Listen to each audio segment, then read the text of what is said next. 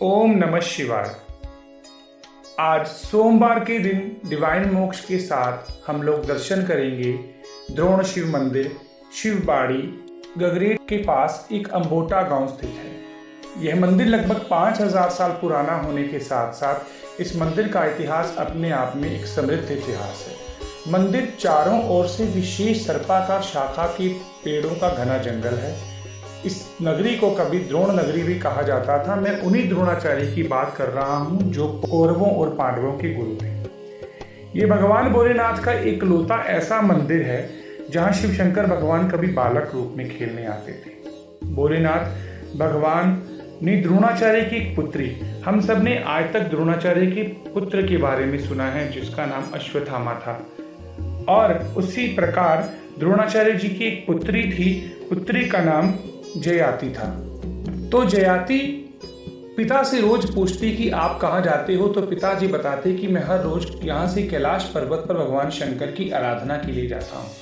कहते हैं कि एक बार बेटी ने पिता से पूछा कि वह रोज पर्वत पर क्या करने जाते हैं, तो गुरु द्रोणाचार्य जी ने कहा कि वह भगवान शंकर की आराधना के लिए वहां जाते हैं। जयाति भी उनके साथ जाने की जिद करने लगी। इस पर गुरु द्रोणाचार्य ने कहा, पुत्री अभी तो बहुत छोटी है, इसलिए वहां पर जाना तेरे लिए संभव नहीं है। तू घर पर रह और यहीं पर रह कर तू भगवान शंकर की आराधना कर। मासूम जयाति ने शिवबाड़ी में ही मिट्टी का शिवलिंग बनाया और उसकी पूजा करने लगी। निस्वार्थ तपस्या देखकर भगवान शंकर बालक के रूप में रोजाना उसके पास आने लगे और उसके साथ खेलने लगे। इस पर गुरु द्रोणाचार्य ने कहा। बाद में जयाति ने ये बात अपने पिता को बताई। अगले दिन गुरु द्रोणाचार्य कैलाश पर्वत पर ना जाकर वहीं पास में छिप कर बैठ गए। जैसे ही बालक जयाति के साथ खेलने पहुंचा तो गुरु द्रोणाचार्य उस बालक के प्रकाश को देखकर समझ गए कि ये तो साक्षात भगवान शिव हैं। और उसी समय गुरु द्रोणाचार्य बालक के चरणों में गिर गए और भगवान ने साक्षात उन्हें दर्शन दे दिए। भगवान ने कहा कि यह बच्ची उनकी सच्ची श्रद्धा से बुलाती थी, इसलिए वह यहाँ पर आ जाते हैं।